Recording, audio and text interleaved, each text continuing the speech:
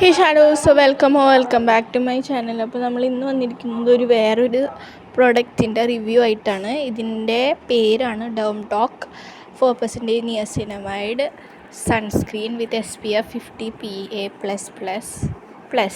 അപ്പോൾ ഇതിൻ്റെ പ്രത്യേകത മിക്കവർക്കും അറിയായിരിക്കും. This is in purple colour and claims that എൻ്റെ ഡോഗ് നമ്മുടെ റിവ്യൂ കേൾക്കാൻ വന്നതാണ് കേട്ടോ.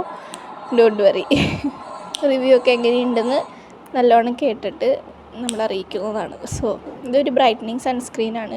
ആൻഡ് ഈ പർപ്പിൾ കളർ അവർ ഉദ്ദേശിക്കുന്നത് എന്താണെന്ന് വെച്ചാൽ ഇത് mainly is for like neutralising the warm tone in Indian skin.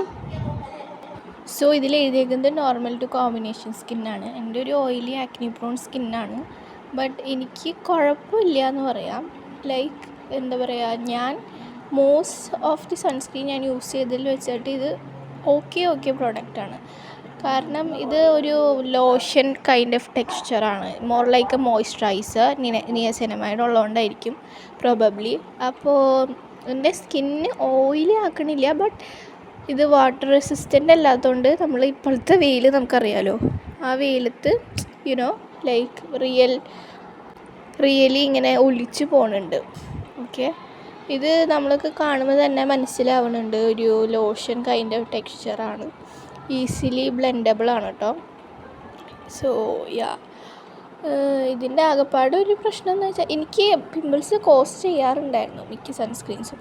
But ഇപ്പം ഞാൻ ദി സാലിസിലിക് ആസിഡ് യൂസ് ചെയ്യുന്നുണ്ട് for my pimples. May be because of that ആയിരിക്കും അധികം പിമ്പിൾസൊന്നും ഇങ്ങനെ ഭയങ്കര ആക്റ്റീവായിട്ടുള്ള പിമ്പിൾസൊന്നും കാണാത്തത്. Anyway, it's a okay product.